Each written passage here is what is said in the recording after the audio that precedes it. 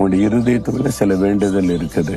எனக்கு என் குடும்பத்துல இது நடக்கணும், வேலையில இது நடக்கணும், ஊழியத்துல இது வாய்க்கணும், பிள்ளைகள் காரியத்துல இது நடக்கணும், ஐயோ இந்த காரியம் ஜெயமாகணும், ஒரு வேண்டுதல் இருக்குது. ஒண்ணு நடக்க மாட்டேங்குதுன்னு நினைக்கிறீங்களா? ஆண்டவர் என்ன சொல்றாருன்னா, உன் இருதயத்தின் வேண்டுதல்கள் உனக்கு அருளப்படும். என் மகனே மகளே, உன் வேண்டுதலை நான் அருளி செய்வேன். ஆனா நீ ஒண்ணு செய்யணும், கர்த்தரிடத்தில் மன மகிழ்ச்சியா இருக்கணும், இயேசுக்குள்ள சந்தோஷமா இருக்கணும். அப்பதான் அது நிறைவேறும். நீங்க இதை செய்யாம துக்கத்தோடு இருந்துகிட்டு இயேசு இயேசுன்னா அப்ப ஆண்டவர் கூட இருக்கிறார் ஒரு அர்த்தமே இல்லாம இருக்குது. நீங்க மன மகிழ்ச்சியா இருக்கணுமா? சந்தோஷமா இருக்கும்போது எதை வெளிப்படுத்துறீங்க தெரியுமா? விசுவாசத்தை வெளிப்படுத்துறீங்க.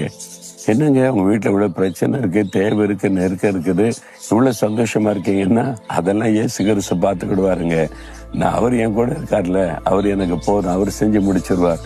அந்த விசுவாசத்தை வெளிப்படுத்துவதா உங்க சந்தோஷம். நீங்க மன மகிழ்ச்சியா இருந்தா இயேசு மேல விசுவாசமா இருக்கீங்கன்னு அர்த்தம். நீங்க சோர்ந்து போய் கவலையோட துக்க முகத்தோடு இருந்தீங்கன்னா நீங்க விசுவாசம் இல்ல அப்படின்னு அர்த்தம். அவிசுவாசிகளுக்கு ஆண்டவர் உதவி செய்ய முடியாது. அவிசுவாசம் தேவனை துக்கப்படுத்தும். அவிசுவாசம் பிசாசு உங்களுக்குள்ள நுழையிடம் வழிவகுத்து விடும். அப்ப உங்களுடைய விசுவாசத்தை வெளிப்படுத்துவதே உங்க சந்தோஷம்தான். சூழ்நிலை பார்த்து சந்தோஷம் வருவது